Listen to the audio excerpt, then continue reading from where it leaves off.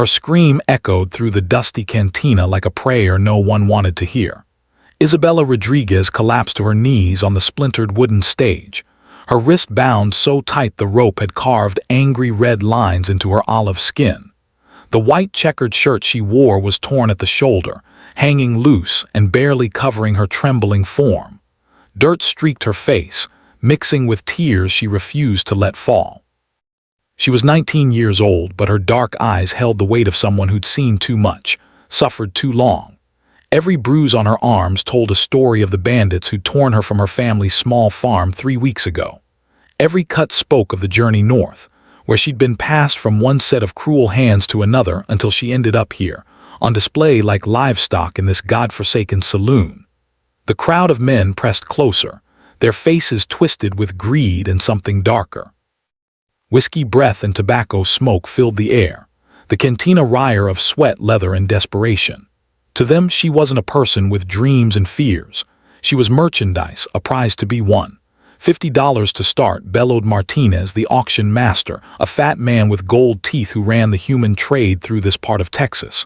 Fresh from Mexico, untouched and ready to serve any man's needs. Laughter erupted from the crowd like gunfire.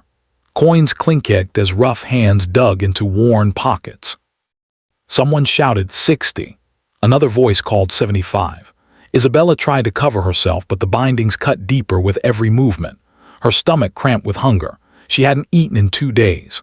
Martinez had said starving girls looked more desperate, fetched higher prices. She bit her cracked lips until she tasted blood, scanning the sea of leering faces for even one hint of mercy. There was none. Only men who saw her as flesh, as property, as something to be used and discarded. The bidding climbed higher. $80, $90, $100. Each number felt like a nail in her coffin, sealing her fate to whatever monster could pay the most. Then, cutting through the chaos like a blade through silk, came a voice she'd never heard before. Deep, growly, steady as stone. 150. The cantina fell silent as a tomb. Every head turned toward the batwing doors where a tall figure stood silhouetted against the dying light of day. He stepped inside slow and deliberate, his weathered boots barely making a sound on the warped floorboards. He was a cowboy, maybe 50 years old, with skin bronzed by decades under the desert sun. A red bandana circled his neck, and a wide-brimmed hat cast shadows over eyes that seemed to see everything. His hand rested easy on the grip of a well-worn Colt 45, but he wasn't threatening anyone. Not yet. Isabella stared at him, her heart hammering against her ribs. Who was this man? And why did his presence make the whole room hold its breath? Jay Carter had seen enough evil in his 48 years to recognize it from a mile away. And right now, staring at the terrified girl on that makeshift stage, he was looking pure evil in the face. He'd only stopped in Petition Creek to water his horse and buy supplies. The last thing he'd expected was to stumble into a human auction in broad daylight. But here he was, watching grown men bid on a girl who couldn't be much older than his own daughter would have been if she'd lived. Sarah would have been 21 now, would have had her mother's green eyes and stubborn streak, would have fought tooth and nail before letting anyone put her in chains. The girl on the stage, Isabella, he'd heard them call her, had that same fire in her dark eyes, even as terror tried to drown it out. That spark reminded him of everything he'd lost, everything he'd failed to protect. 10 going once, Martinez called out, sweat beading on his forehead. The fat man's eyes darted nervously to Jake, clearly unsettled by the stranger's calm demeanor. Any other bids? This lovely senorita won't last long on the market. A grizzled miner near the bar spat tobacco juice and raised his hand. 160. I'll take real good care of her. His companions laughed, the sound ugly as sin. Jake's jaw tight, his fingers drummed once against his gun belt, a gesture that made several men take a step back. Those who knew him understood that Jake Carter wasn't a man you wanted to cross. Those who didn't were about to learn. 200, Jake said quietly. The words carried across the room like thunder. The miner's face went red. Now hold on there, stranger. I was bidding fair and square. Jake turned those cold gray eyes on him. Still am. 200 in gold coin. Right here, right now. He pulled a leather pouch from his vest, coins clinking heavy inside. Unless you got something better to offer. The miner looked around for support but found none. Even his drinking buddies had suddenly discovered the bottoms of their glasses were mighty interesting. $200 was more money than most of these men saw in a year. Martinez licked his lips, practically drooling at the sight of that gold. 200. Going once, going twice. He paused, giving the room one last chance to object. When silence greeted him, he slammed his gavel down hard. Sold, to the gentleman in the red bandana. The crowd began to disperse, muttering and shooting dark looks Jake's way. He ignored them all, stepping forward to the stage where Isabella knelt frozen in place. Up close, he could see she was even younger than he'd thought, barely out of childhood, really. The bruises on her arms made his blood boil. "Easy there, miss," he said softly, pulling out a folding knife. "I'm just going to cut these ropes."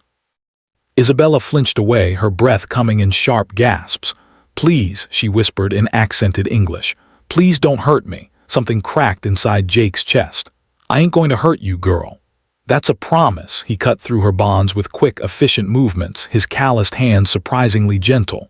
The moment her wrists were free, Isabella rubbed the raw marks, wincing at the pain. Jake shrugged out of his leather duster and wrapped it around her shoulders. It swallowed her small frame, but at least it covered her properly. "You paid for me," Isabella said, her voice barely audible. Now do it, get it over with." Jake went still. He'd heard those words before in different circumstances from another girl who'd given up hope. The memory hit him like a physical blow. His daughter Sarah found too late in that burned-out cabin, whispering those same defeated words before the light faded from her eyes. "No, ma'am," he said firmly. "I didn't buy you. I bought your freedom." Isabella's dark eyes widened in confusion and disbelief. "I don't understand. Don't reckon you need to, not right now." Jake glanced around the cantina, nodding how many men were still watching, still calculating. "But we need to get moving. This place ain't safe for either of us anymore." He helped her down from the stage, his hand steady at her elbow. Outside, the sun was setting over the desert, painting the sky in shades of fire and blood. Jake's horse, a sturdy buckskin gelding named Dusty, waited patiently at the hitching rail. "Can you ride?" Jake asked. Isabella nodded, though he could see exhaustion weighing heavy on her slight frame. "See, yes." Jake boosted her up into the saddle, then swung up behind her. She tensed at the contact, every muscle coiled tight as a spring. He could feel her trembling through the leather duster. "Easy," he murmured, the same tone he'd use with a spooked horse. "We're just going to ride out slow and peaceful. Nobody's going to hurt you." They walked Dusty through the dusty streets of Peedition Creek, past the saloons and gambling halls and houses of Ilroot. A few men watched them go, but none were stupid enough to challenge an armed man for his property. That's what they saw Isabella as now. Jake's property bought and paid for. The thought made him sick.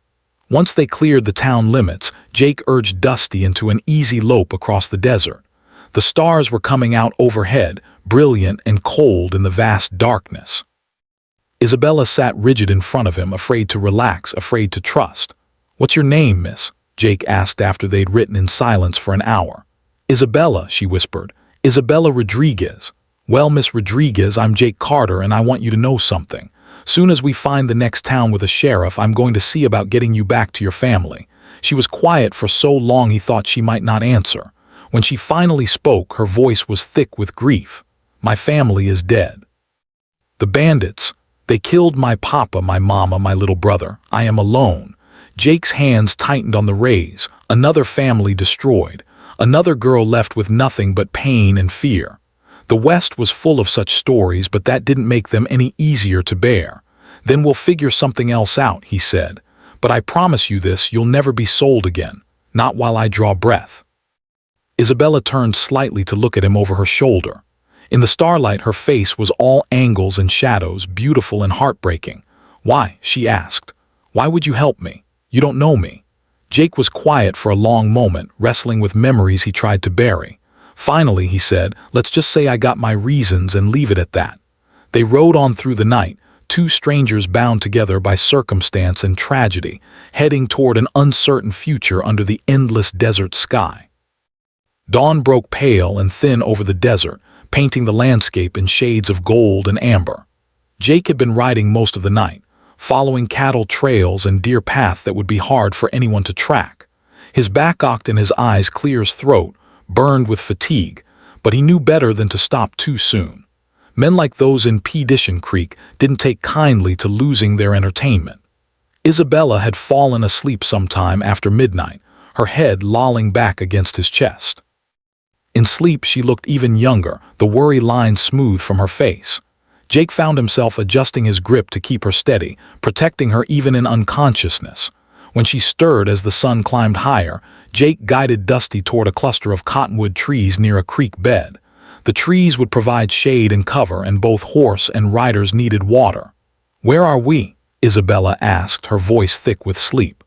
"About 20 mi north of Perdition Creek," Jake said, dismounting. "Far enough to rest a spell." He helped her down, noting how she swayed on her feet. When had she last eaten a proper meal? From the hollow look in her cheeks, it had been days. "Sit," he said, pointing to a fallen log near the creek. "I'll see what I can rustle up for breakfast." Isabella sat slowly, Jake's duster still wrapped around her shoulders like armor. She watched wearily as he unsaddled Dusty and let the horse drink from the stream. Her dark eyes tracked his every movement, ready to bolt at the first sign of danger. Jake pulled jerky and hard tack from his saddle bags along with a battered tin cup. It wasn't much, but it would keep body and soul together. He filled the cup with clear creek water and brought it to Isabella along with the food. "It ain't fancy," he said, "but it'll fill the empty spots." Isabella took the water gratefully, drinking deep before starting on the jerky. She ate like someone who'd learned not to waste food, quick and efficient. Jake settled across from her, chewing his own meager breakfast and studying the landscape. The desert stretched endless in all directions, broken only by mesas and canyons carved by ancient rivers. It was beautiful in its harshness, but unforgiving to those who didn't know its ways. Jake had been born to this land, raised on cattle ranches and mining camps. He knew where to find water, where to shelter from storms, how to read the signs that meant trouble was coming. And right now, all his instincts were screaming that trouble was already on their trail. "Why did you really buy me?" Isabella asked suddenly. Jake looked at her, this girl woman who'd seen too much horror for her years. "Told you last night. I bought your freedom." "But why?" she pressed. "Men don't spend gold on strangers without wanting something in return." Jake was quiet for a long moment, weighing how much truth he could bear to share. Finally, he said, "I had a daughter once about your age, Sarah." Isabella's eyes softened. "What happened to her?" "Raiders," Jake said simply. "Burned out our ranch while I was away on business. By the time I got back, he trailed off, the old pain still sharp as broken glass. Found her in the ashes. She'd been used, left to die." Isabella sucked in a sharp breath. "Lonto, I'm sorry." "Been carrying that weight for 3 years now," Jake continued, telling myself there was nothing I could have done different. "Then I saw you up on that stage," and he shrugged. "Maybe this is my chance to get it right."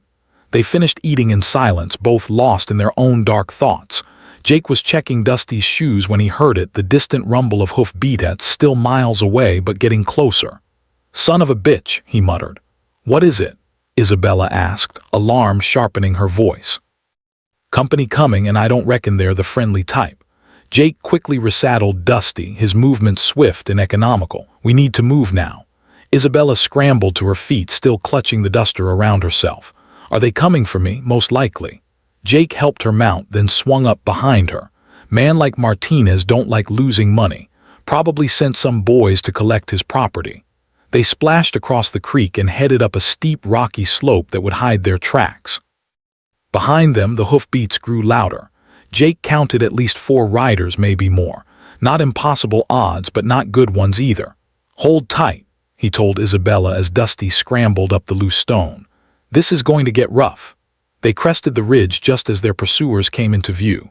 4 men on horseback, led by a lanky fellow in a black hat that Jake recognized as Martinez's top enforcer. A killer named Cleet Rawson who'd shoot a man for the change in his pockets. Jake cursed under his breath. This wasn't just about getting Isabella back. This was about teaching him a lesson for interfering with their business. They rode hard across broken country, Dusty's hooves ringing on stone and sending small avalanches cascading down into the valleys below. The big gelling was strong and sure-footed, but he was carrying double and their pursuers were gaining ground. There. Isabella pointed to a narrow canyon cutting between 2 mesas. We can hide there. Jake shook his head. Canyon's a trap. They get us in there. We're finished. Instead, he guided Dusty toward a massive formation of red sandstone that rose from the desert floor like a sleeping giant. The stone was riddled with caves and passages worn smooth by countless years of wind and rain. They dismounted at the base of the formation, Jake quickly leading Dusty into a narrow CLFT that would hide the horse from view. He grabbed his rifle from the scabbard and checked his ammunition. "Can you shoot?" he asked Isabella. She nodded grimly. "My papa taught me before." Jake handed her his spare pistol, a nickel-plated Remington that had served him well over the years. "Stay back in the rocks. Don't come out unless I call for you."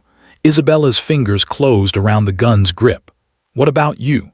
I'm going to have a conversation with those boys about the proper way to treat a lady."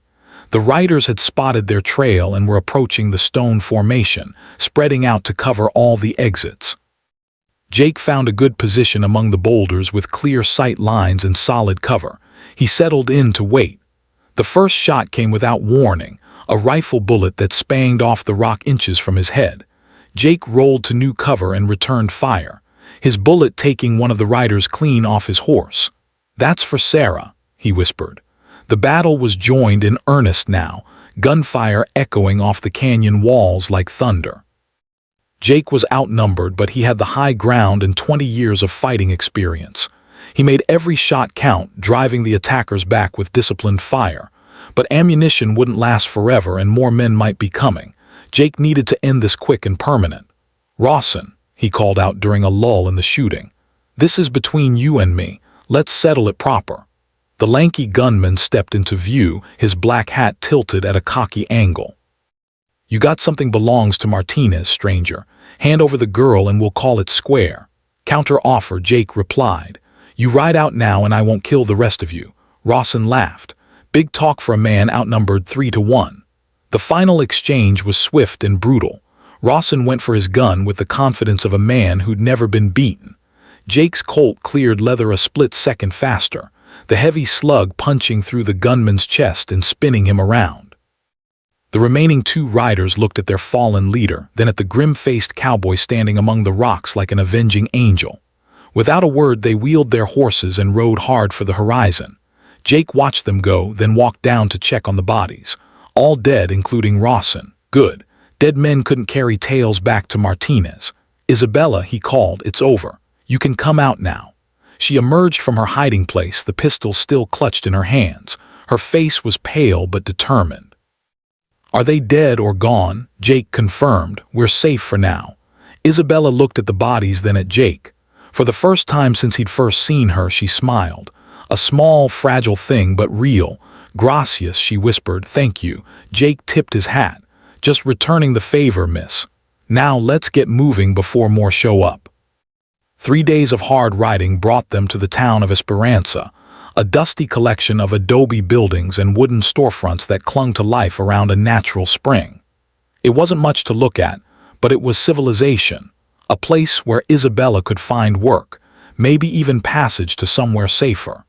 Jake had barely spoken during their journey, maintaining the same careful distance he'd kept since leaving Perdition Creek. He was kind but remote, helping her down from the horse each evening, but never touching her longer than necessary. Isabella found herself watching him when she thought he wasn't looking, trying to understand this complex man who'd saved her life. They took rooms at the town's only hotel. Separate rooms, Jake was careful to specify to the desk clerk. Isabella bathed for the first time in weeks, scrubbing away the dirt in fear until her skin was raw and pink. The hotel proprietor's wife, a motherly Mexican woman named Senora Valdez, brought her a simple blue dress that fit reasonably well. "You look like a proper lady again, Mika," the older woman said kindly. "That hombre, he treat you well." Isabella nodded, though she wasn't entirely sure what Jake's intentions were. He'd kept his word about not hurting her. But what came next? She had no money, no family, nowhere to go. In the morning, would he simply abandon her here like unwanted baggage? She found Jake on the hotel's small veranda, staring out at the desert with that distant look she'd come to recognize. 2 glasses of whiskey sat on the table beside him, one untouched. "For me?" she asked, settling into the chair across from him. Figured you might need it, Jake said. Been a hard few days. Isabella sipped the whiskey, feeling it burn down her throat and spread warmth through her chest. What happens now? Jake was quiet for a long moment. Been thinking about that. Esperanza's got a school teacher moving on to California. Senora Valdez says they'll need someone to replace her. You can read and write, see. Yes, my mama taught me both English and Spanish. Good, teaching's honest work. Respectable, you could make a life here. Isabella studied his weathered face in the lamplight. And you? Will you stay? Something flickered in Jake's gray eyes, longing maybe or regret. I'm not the staying kind. Miss got too many ghosts following me around. Everyone has ghosts. Senior Jake. The question is whether you let them drive you or find peace with them. Jake looked at her sharply. You're young to be talking about peace and ghosts. Young, Isabella laughed, but there was no humor in it. I watched bandits murder my family. I was sold like an animal. I've seen enough evil to last several lifetimes. Young is something I stopped being the day they killed my papa. They sat in comfortable silence, sharing the whiskey and watching the stars emerge one by one in the vast desert sky. Isabella found herself studying Jake's profile. The strong jaw, the lines around his eyes that spoke of laughter as well as sorrow, the silver threading through his brown hair. Tell me about your daughter, she said softly. Jake's hand tightened around his glass. Sarah, she was everything good in the world. Smart as a whip, stubborn as a mule, could ride better than most men by the time she was 12, had her mama's green eyes and her daddy's temper. She sounds wonderful. She was. Jake drained his whiskey in one gulp. The night she died, I wasn't there. Was in Tucson selling cattle. Thought I'd be gone 3 days, but the buyers wanted to haggle. Stayed an extra week. His voice turned bitter. 1 week if I'd come home when I was supposed to. The raiders would have killed you too, Isabella said gently. Or maybe they would have waited for a better time. You cannot blame yourself for evil done by evil men. Jake turned to look at her, really look at her for the first time since they'd met. You sound like her sometimes, Sarah. She was always trying to make me see the good in things. Isabella felt heat rise in her cheeks but didn't look away. Perhaps she still is through me. The moment stretched between them, fragile and electric. Then Jake abruptly stood, scraping his chair back. It's late. You should get some rest, Jake. Wait. Isabella rose too, reaching out to touch his arm. I know you think you're protecting me by keeping your distance, but I'm not made of glass. I won't break. You don't understand, Jake said roughly. You don't know what I am. I know you're the man who saved my life. I know you've been nothing but kind and respectful even when you had every legal right to. She couldn't finish the sentence, that's just it. Jake said, you're grateful. You think you owe me something, but gratitude ain't the same as other feelings. Isabella stepped closer, close enough to smell the leather and sage scent of him, close enough to see the war raging in his gray eyes. And what if it's not just gratitude? What if it's something else?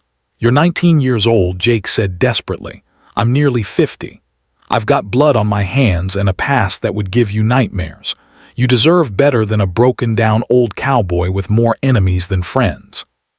Should I not decide what I deserve? Isabella asked. You gave me my freedom, remember. That includes the freedom to choose. Jake stared at her for a long moment, his internal struggle written clearly on his face.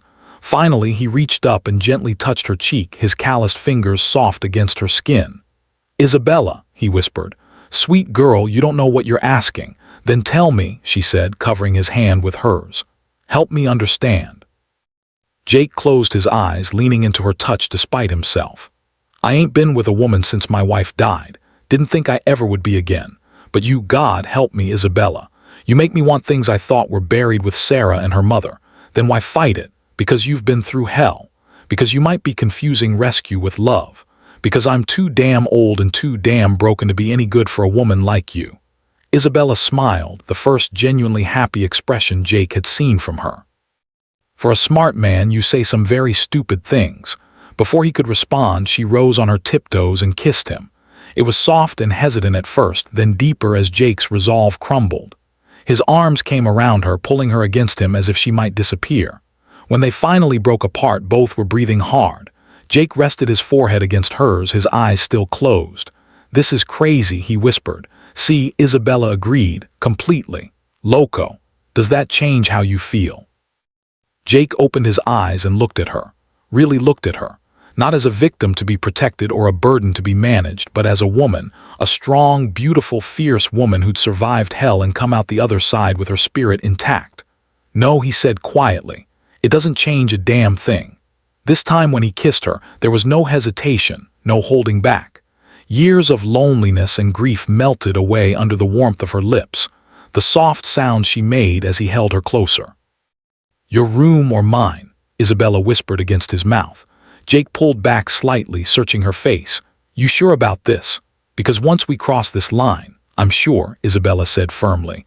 "I've never been more sure of anything in my life." Jake swept her up in his arms, carrying her through the hotel lobby and up the stairs to his room. Behind the desk, Senora Valdez smiled knowingly and returned to her knitting. In the morning, Isabella woke wrapped in Jake's arms, her head pillowed on his chest. Sunlight streamed through the window, painting golden rectangles on the floor. For the first time in months, she felt safe, protected, loved. Jake stirred beneath her, his arms tightening around her waist. "Morning, beautiful," he murmured into her hair. "Buenastas," she replied, tilting her head to look at him. "Any regrets?" Jake's gray eyes were soft and warm as summer rain. "Only that I waited so long to do that."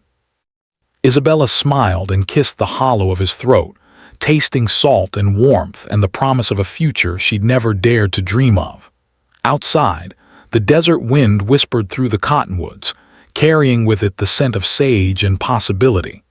2 weeks in Esperanza had given both Jake and Isabella a taste of what normal life might look like. She'd started teaching at the small schoolhouse, working with a dozen children whose faces lit up when she spoke to them in rapid Spanish, or told them stories of far-off places. Jake had taken work at the livery stable, his skill with horses quickly earning the respect of the town's ranchers. They'd fallen into an easy routine. Breakfast together at the hotel, stolen moments during the day when their paths crossed, quiet evenings on the veranda talking about everything and nothing. Isabella had never known such contentment was possible, which was exactly when their past caught up with them. Jake was shoeing a fractious mare when young Tommy Hutchkins came running into the stable, his face flushed with excitement and fear. Mr. Jake," the boy gasped. "My paw says to tell you there's riders coming, battle-looking ones." Jake's blood turned to ice water. He'd known this day would come eventually. Men like Martinez didn't forgive and forget. They just took their time planning revenge. "How many?" Jake asked, already reaching for his gun belt. 6, maybe 7. They got rifles and mean looks. P says they've been asking questions about a girl and a cowboy with a red bandana. Jake buckled on his Colt and checked the cylinder. Fully loaded, but 7 men were long odds, even for someone with his experience. He needed to get Isabella somewhere safe before the shooting started. "Tommy, you run home to your mama and you stay there. You hear? Don't come out no matter what happens." The boy nodded and scampered away. Jake strode across the dusty street toward the schoolhouse, his mind racing through options. None of them were good. Isabella looked up as he entered the small adobe building, her face brightening with a smile that made his chest ache. She was so beautiful, so full of life and hope. How could he tell her that death was riding toward them across the desert? "Jake, I wasn't expecting." Her smile faded as she saw his expression. "What's wrong?" "We got trouble coming," Jake said tersely. "Martinez sent more men, 7 of them from what I hear." The color drained from Isabella's face, but she didn't panic. That was one of the things he loved about her, her core of steel beneath the softness. "What do we do?" she asked, already moving toward her desk where she kept her belongings. "You're going to get somewhere safe while I handle this." "No," Isabella's voice was firm. "We face this together." "Isabella, be reasonable. 7 guns against 1 ain't odds any sane man would take. I need to know you're safe before you what?" Isabella turned to face him, her dark eyes flashing with anger and fear. "Before you get yourself killed playing hero." "No, Jake, I won't lose you. Not after everything we've been through." Jake grabbed her shoulders, his fingers gentle despite the urgency in his voice. "Listen to me, love. I've been fighting men like this my whole life. It's what I do. But I can't do it if I'm worried about keeping you safe at the same time." Tears sparked in Isabella's eyes, but her jaw was set with stubborn determination. "And I can't hide while the man I love faces 7 killers alone." "We're stronger together, Jake. You know we are." Before Jake could argue further, the sound of hoof beats echoed through the schoolhouse walls. He moved to the window and peered through the curtains. 7 riders had entered the main street, spread out in a line like they owned the town. At their head rode a man Jake recognized from wanted posters. Diego Vasquez, a killer who'd learned his trade in the Revolution and perfected it in the borderlands. Jake muttered, "What is it, Vasquez?" "Martinez must be paying top dollar to bring him into this." Isabella joined him at the window, her face pale but determined. The man in the middle with the scarred face. That's him. Killed more men than Calera and twice as mean. Jake checked his rifle, wishing he had more ammunition. "Isabella, please, there's a root cellar behind the hotel. Mrs. Valdez will hide you there." "Jake Carter." The voice boomed across the street, heavily accented but clear. "We know you're here. Come out and face what you owe." Jake moved toward the door, but Isabella caught his arm. "Wait, there might be another way." "Like what?" Isabella was quiet for a moment, thinking hard, then her face lit up with sudden inspiration. "The children, their families. How do you think they'll react to armed men threatening their teacher?" Jake frowned. "I don't follow. This isn't Pishin Creek, Jake. This is a real town with real families who care about each other. Those men out there are strangers. We're not." Before Jake could stop her, Isabella strode to the schoolhouse bell and began ringing it. Not the gentle chimes that called children to class, but the urgent clanging that meant emergency, trouble, all hands needed. "Isabella, what are you doing?" "Leveling the odds," she said grimly, continuing to ring the bell. Within minutes, men began emerging from buildings along the street. Shopkeepers with shotguns, ranchers with rifles, even old Senator Martinez the blacksmith carrying a hammer that could cave in a man's skull. They moved with purpose, taking positions behind water troughs and hitching posts, their faces grim and determined. Diego Vasquez looked around with growing unease. This wasn't what he'd expected. He'd come to collect one man and one woman, not fight an entire town. "You made a mistake, gringo," he called out. "This is between you and us. These people don't need to die." Jake stepped out of the schoolhouse, Isabella beside him, despite his protests. He was surprised to see Sheriff Ben Morrison emerging from the jail with a shotgun in his hands and a badge on his chest that meant something in this town. "Actually, Diego," Sheriff Morrison called out, "I think you're the one made the mistake. See, Miss Rodriguez here is our school teacher, and Mr. Carter's been helping folks with their horses. That makes them part of our community and we protect our own." Vasquez spat in the dust. "One woman ain't worth dying for, LL man." "That's where you're wrong," came a voice from across the street. It was Senora Valdez, holding an ancient carbine that looked like it had seen service in the Mexican War. "Every woman is worth protecting. Every child. That's what separates us from animals like you." More voices joined in. A chorus of support that made Jake's throat tight with unexpected emotion. These people barely knew him, but they were willing to fight for him, for Isabella, for the idea that some things were worth standing up for. "Last chance, Vasquez," Sheriff Morrison called out. "Ride out now and we'll call it even. Stay and find out what happens to men who threaten our neighbors." For a tense moment, the street was silent except for the whisper of wind through the cottonwoods. Then Vasquez made his choice. His hand dropped toward his gun. The street erupted in gunfire.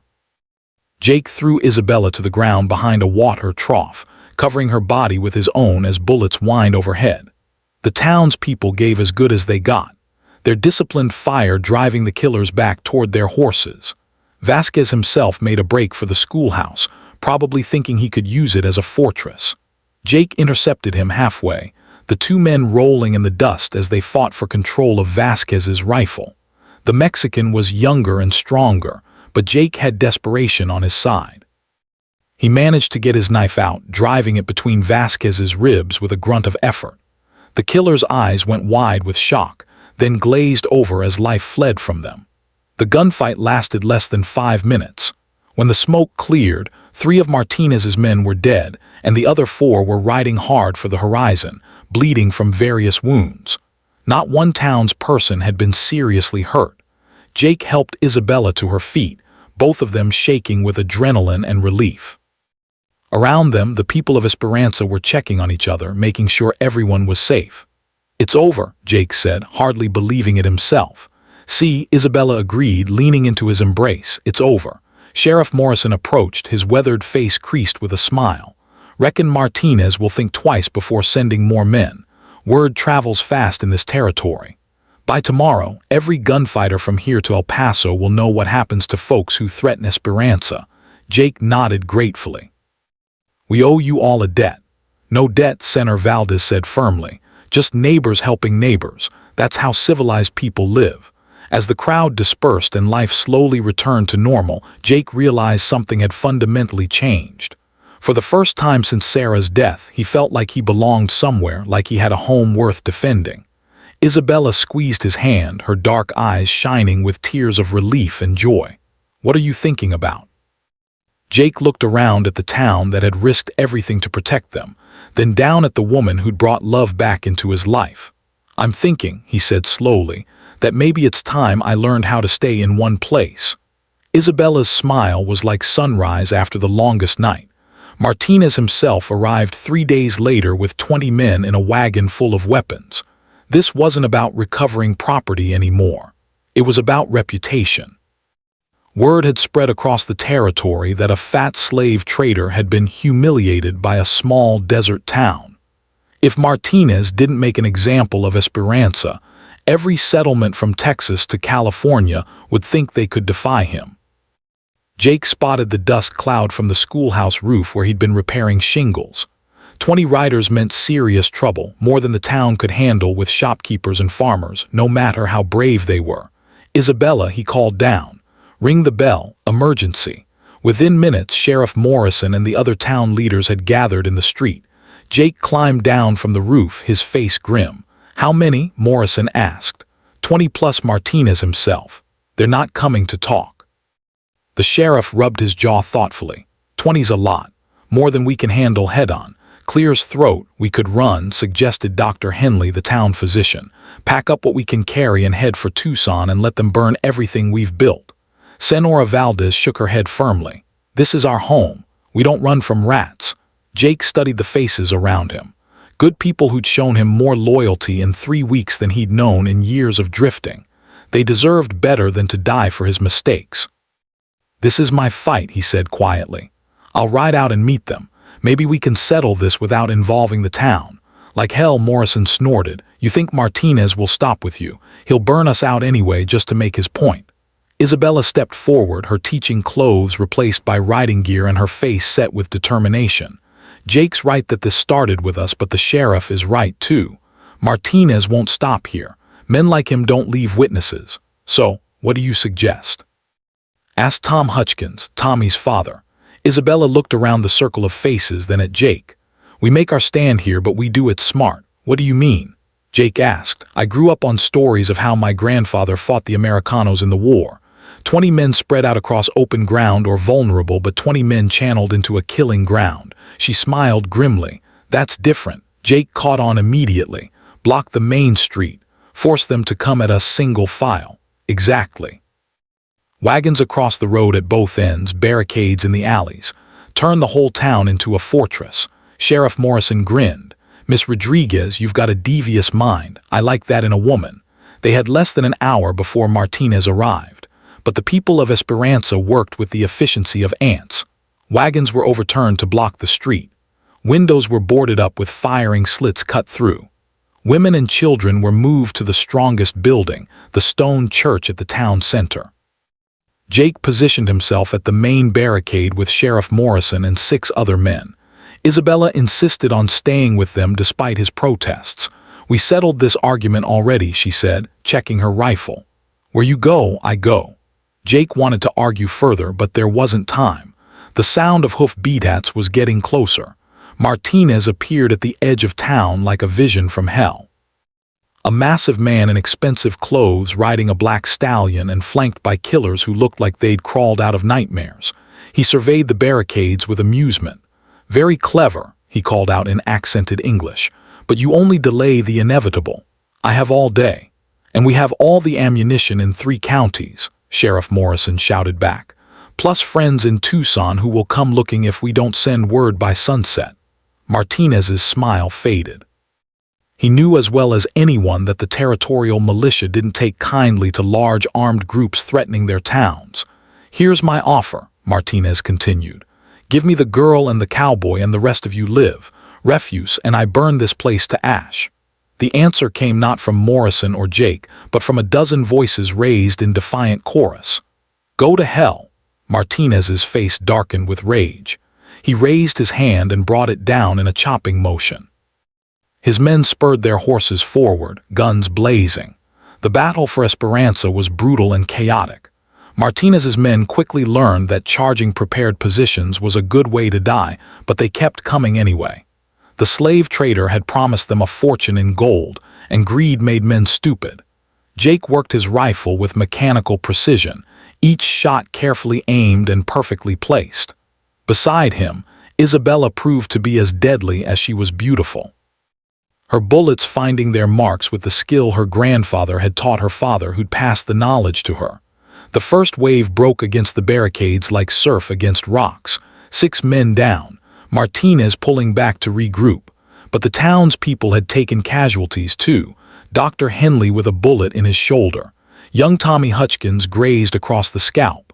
"They'll try to flank us next," Jake warned. "Come around through the alleys." "Already thought of that," Morrison said, grimly. "Got men posted at every back door and window." The second assault came from 3 directions at once. Martinez had learned from his mistakes, spreading his remaining men thin, but forcing the defenders to split their fire.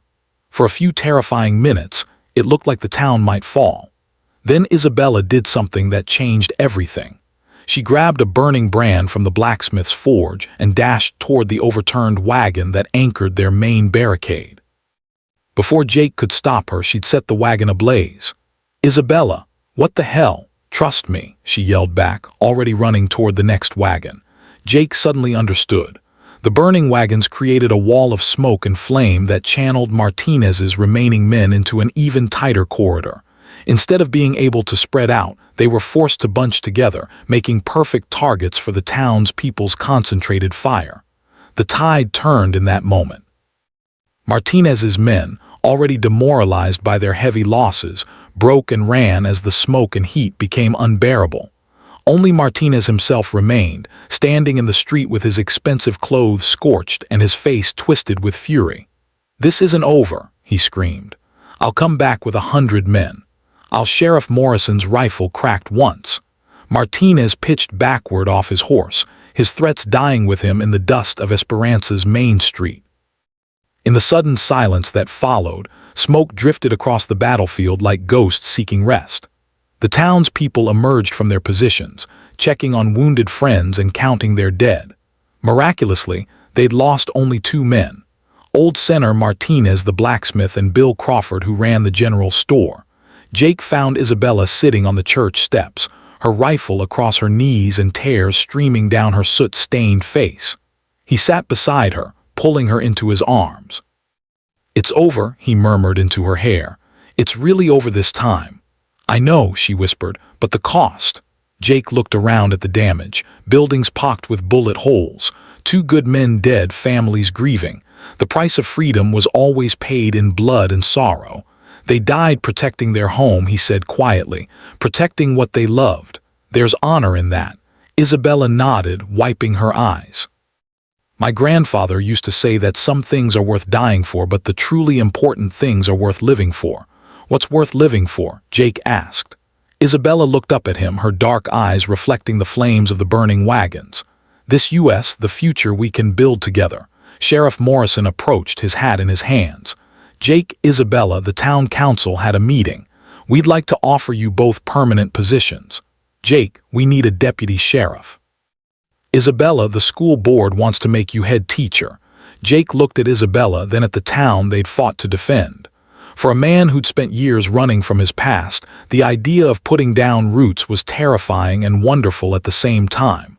"What do you think?" he asked Isabella. She smiled, the expression transforming her face from beautiful to radiant. "I think we found our home." As the sun set over Esperanza, painting the desert sky in shades of gold and crimson, Jake Carter realized that sometimes the best journeys ended exactly where you were meant to be all along. The war was over.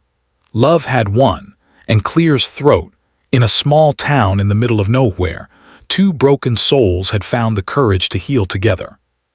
6 months later, Esperanza had been rebuilt stronger than before. The bullet holes had been patched, the burned wagons replaced, and life had settled into the peaceful rhythm that small towns cherish. But the most significant change wasn't in the buildings or the streets. It was in the hearts of two people who'd learned that love could bloom even in the harshest soil. Jake stood in front of the mirror in his hotel room, adjusting his string tie for the third time. His hands were steady, steadier than they'd been in years, but his stomach churned with nervous energy. Today was his wedding day, and despite facing down countless gunfighters without flinching, the prospect of saying, "I do," had him more rattled than he cared to admit. A knock at the door interrupted his fidgeting. "Come in." Sheriff Morrison entered resplendent in his Sunday best and carrying a bottle of whiskey. "Thought you might need some liquid courage, deputy." Jake had accepted the deputy sheriff position with mixed feelings. Part of him still wanted to drift to keep moving before the ghost caught up, but Isabella had helped him understand that running from the past only gave it more power over you. "Appreciate it," Ben Jake said, accepting the offered drink. "But I reckon I need a clear head today." Morrison grinned. "Nervous, terrified," Jake admitted. "Been a bachelor for 3 years. Not sure I remember how to be a husband. From what I've seen, you're doing just fine. That girl lights up like Christmas morning every time you walk into a room." Jake smiled, thinking of Isabella's laugh, the way she hummed while grabbing papers, how she fit perfectly against his chest when they sat together on the porch swing he'd built behind the schoolhouse. "She's something special, that's for sure. Special enough to put up with a broken-down old cowpoke like you," Morrison teased. "Speaking of which, you better get moving. Bride's waiting at the church and half the territory's come to see you get hitched." Jake checked his appearance one last time, then followed Morrison outside. The street was decorated with ribbons and flowers. Senora Valdez had mobilized every woman in town to make this the wedding Esperanza would remember for decades. The church was packed to the rafters. Ranchers and miners sat next to shopkeepers and farmers, all united in their affection for the couple who'd brought such excitement to their quiet lives. Even some of Jake's old friends had ridden in from distant territories, drawn by curiosity and genuine fondness. Father Miguel, the traveling priest who visited Esperanza quarterly, waited at the altar with his worn Bible and patient smile. Jake took his position beside the altar, his heart hammering against his ribs. Then the church doors opened and Isabella appeared. Jake's breath caught in his throat. She wore a white dress that Senora Valdez and the other women had spent weeks sewing with lace trim and pearl buttons that caught the light from the stained glass windows. Her dark hair was pinned up with small white flowers and a veil of Spanish lace. A family heirloom saved from the burning of her family's ranch framed her face like angel wings. But it was her smile that undid him completely, radiant, joyful, full of love and promise and the future they would build together. She walked down the aisle alone. She had no father to give her away, no family left to witness this moment. But as she passed each pew, friends and neighbors reached out to touch her hand, to offer whispered blessings, to show her that she wasn't alone after all. She had a whole town for family now. When she reached the altar, Jake stepped forward to take her hand. Her fingers were steady and warm in his, anchoring him to this moment, this choice, this leap of faith. "Dearly beloved," Father Miguel began, his voice carrying to every corner of the packed church, "we are gathered here today to witness the union of Jacob Carter and Isabella Rodriguez, two souls who have found in each other the courage to love again." The ceremony passed in a blur of words and vows and promises. Jake heard himself say, "I do," with a voice that sounded far steadier than he felt.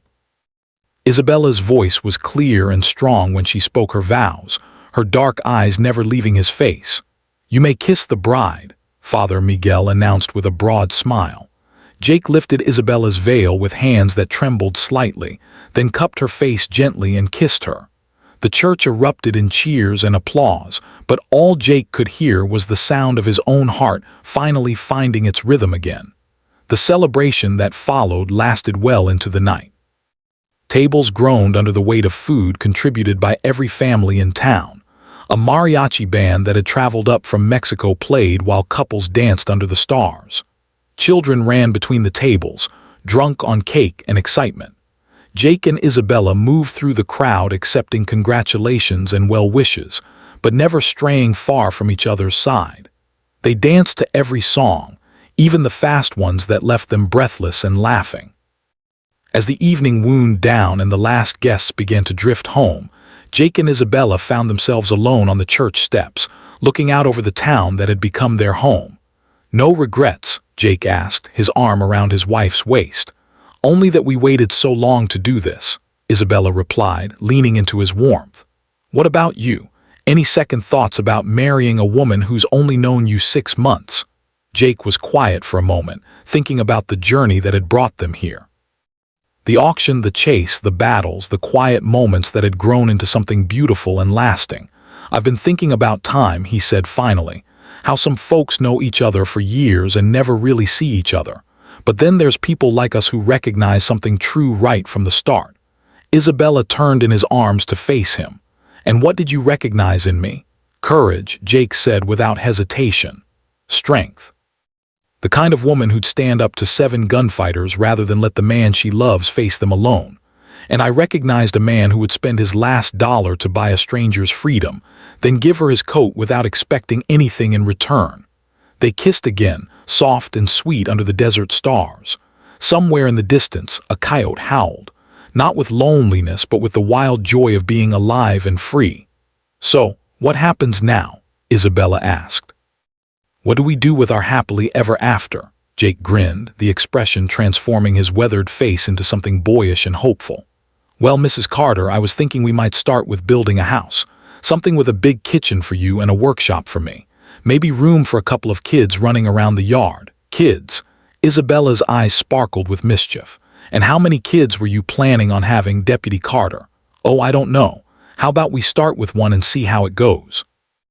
Isabella laughed, the sound carrying across the quiet town like music. "I like the way you think, husband." They walked home hand in hand through the empty streets, past the schoolhouse where Isabella would continue teaching, past the sheriff's office where Jake would help keep the peace, past all the ordinary places that had become extraordinary because they were home.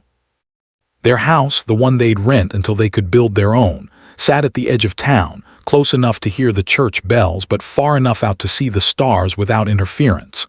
Jake had already moved his few possessions in, and Isabella had added touches that made it feel like a real home. Curtains in the windows, flowers in jars, books on the shelves. On the kitchen table sat a small wrapped package tied with a blue ribbon. "What's this?" Jake asked. "A wedding present," Isabella said, suddenly shy. "I made it myself." Jake unwrapped the package carefully, revealing a leather-bound journal with his initials tooled into the cover. Inside, the first page bore an inscription in Isabella's careful handwriting for the stories we'll write together. "All my love, Isabella Carter." Jake's throat tightened with emotion. "It's perfect, but I'm not much of a writer." "Then I'll help you," Isabella said, taking the journal and turning to the first blank page. "Every good story needs a proper beginning." She dipped a pen in ink and wrote in flowing script. "Once upon a time in a small town called Esperanza, 2 broken souls learned that love is the greatest adventure of all." Jake watched her write, marveling at how different his life looked now compared to 6 months ago. Then he'd been a man with no future, haunted by loss and mistakes. Now he was a husband, a deputy sheriff, a member of a community that valued him not for his gun or his past, but for who he chose to be each day.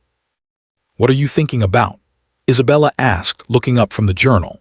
"Tomorrow," Jake said, pulling her into his arms. "And the day after that, and all the days we'll have together." Isabella smiled and kissed him, sealing the promise they'd made in front of God and man and the whole town of Esperanza.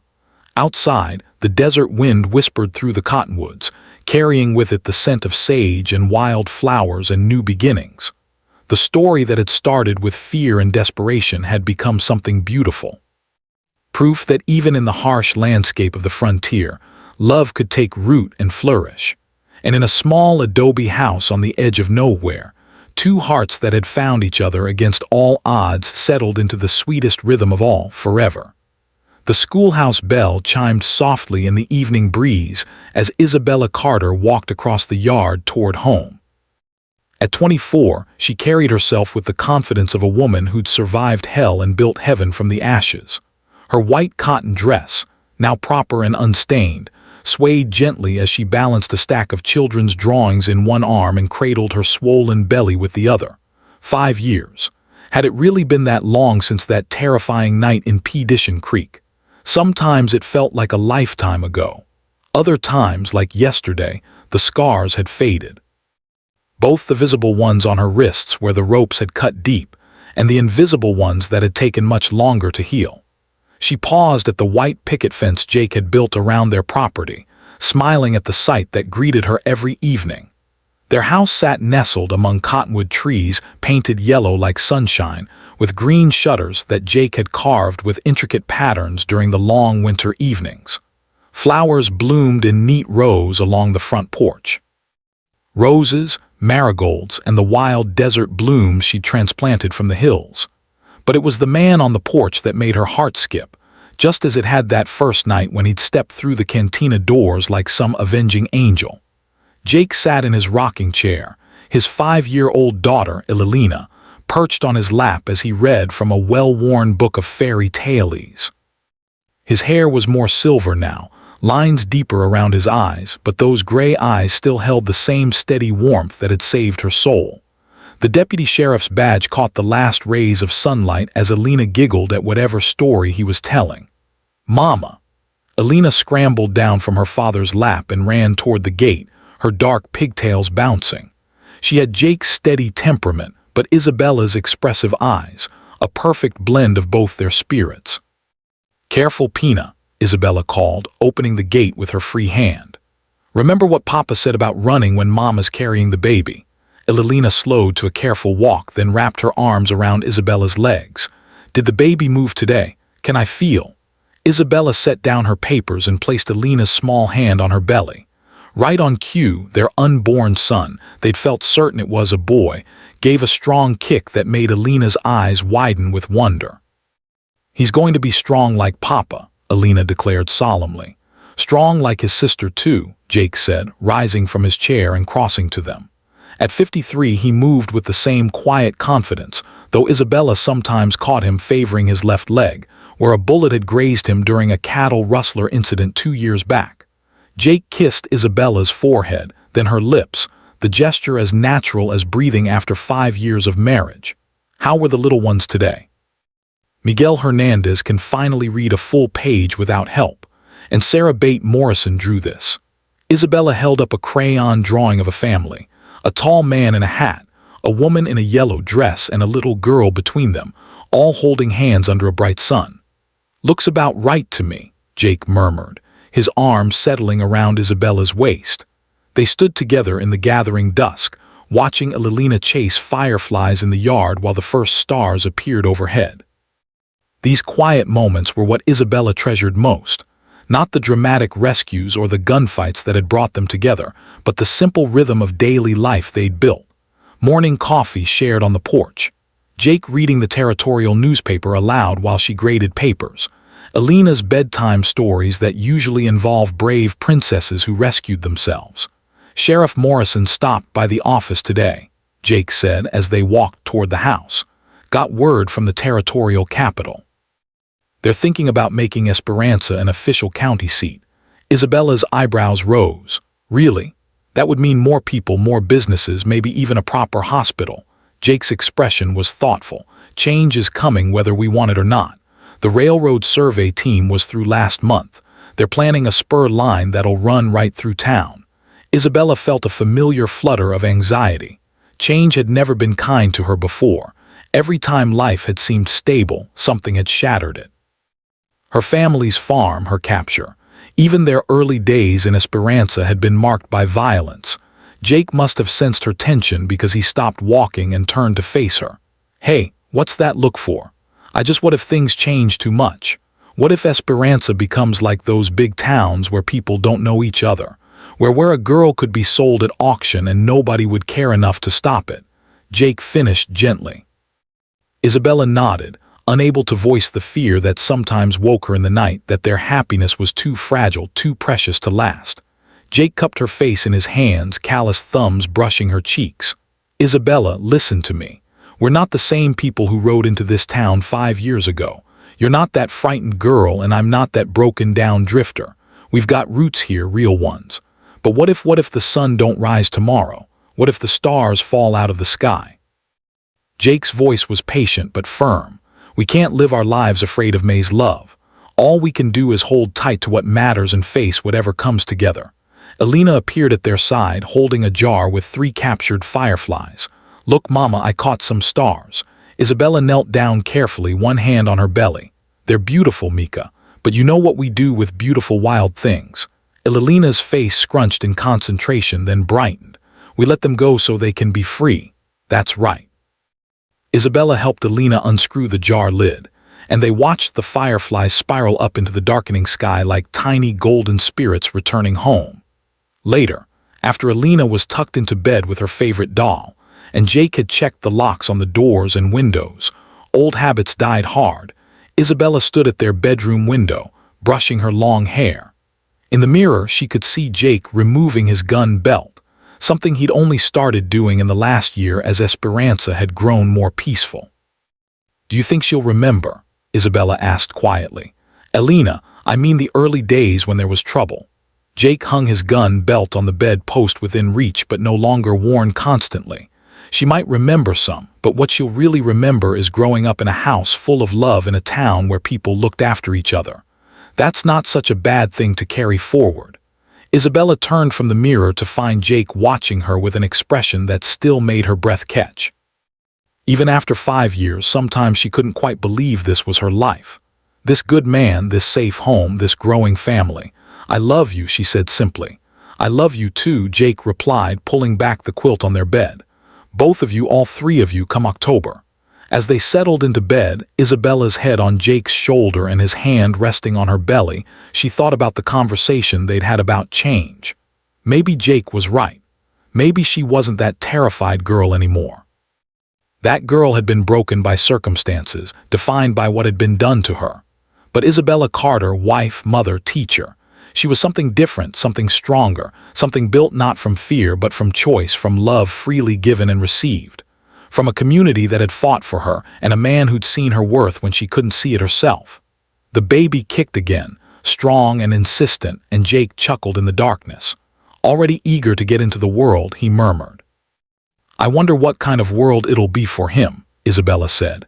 Better than the one we grew up in, Jake said with quiet certainty, because we'll make sure of it. Outside their window, the desert wind carried the scent of sage and the distant sound of the night train whistle. Progress and tradition, change and continuity, all mingling together under the vast star-filled sky. And in a yellow house with green shutters, a family slept peacefully, secure in the knowledge that some things, love, loyalty, the courage to stand up for what's right, never changed at all. In the morning, there would be lessons to teach and peace to keep. There would be a community to nurture and a future to build. But tonight, there was simply this. 2 hearts that had found each other in the darkness, now beating in perfect rhythm as they dreamed of tomorrow. The girl who had once trembled on an auction block was gone forever. In her place stood a woman who would teach her children that they were worth saving, worth fighting for, worth loving, not because of what they could give or what they looked like, but simply because they existed. And in a world that often forgot such truths, that was perhaps the most revolutionary act of all. And so ends the tale of Jake Carter and Isabella Rodriguez. 2 souls who found each other in the darkest of circumstances and proved that love can bloom even in the harshest desert. Their story reminds us that sometimes the greatest adventures begin not with a sword or a gun, but with the courage to open our hearts when we thought they were too broken to love again. In the years that followed, Jake and Isabella became the heart of Esperanza. Jake's reputation as a fair and fearless lawman spread throughout the territory, while Isabella's school grew into one of the finest in the region. Children came from 3 counties to learn from the teacher who spoke 4 languages and could outshoot most of their fathers. They built their dream house on a hill overlooking town with the big kitchen Isabella wanted and the workshop Jake needed. The yard filled with the laughter of their 4 children, Sarah, named for Jake's first daughter, Miguel, Elena, and little Roberto, who had his father's steady hands and his mother's fearless spirit. Sheriff Morrison eventually retired, passing his badge to Jake with pride. Isabella continued teaching until she was well into her 70s, shaping young minds and proving that education was the greatest weapon against prejudice and fear. Together, they helped aspirants grow from a dusty frontier settlement into a thriving town where families could build futures and dreams could take root. Jake lived to see the railroad come through, bringing prosperity and connecting their little piece of the world to the larger tapestry of America. He never forgot the lessons learned in those early days. That courage isn't the absence of fear, but action in spite of it. That sometimes the most important battles are fought not with guns, but with compassion and stubborn hope. Isabella often told her students that every person they met was fighting battles they knew nothing about, carrying burdens invisible to the eye. The greatest gift you can give, she would say, is the choice to see the person, not the circumstances, to offer dignity instead of judgment. When Jake passed away at the age of 87, the entire territory mourned. Isabella lived another 5 years surrounded by children and grandchildren who carried forward the values their grandparents had fought to protect. Her last words were reported to be, "Tell Jake I'm coming home." They were buried side by side in the Esperanza cemetery under a stone that bore simple words. They chose love. If this story touched your heart, take a moment to think about the Jake Carter and Isabella Rodriguez's in your own life. The people who show courage when it would be easier to walk away, who choose kindness when cruelty would be simpler. In our modern world, we still need those who are willing to stand up for what's right, to protect the vulnerable, to believe that tomorrow can be better than today. What did you think of Jake and Isabella's story? Share your thoughts in the comments below. And don't forget to like and subscribe for more tales from the American frontier. Because out here in the vast spaces between heartbeats and hopes, every story matters, every choice counts, and every heart that refuses to give up makes the world a little bit brighter. Until next time, keep riding toward the sunset. The best stories are always just over the next.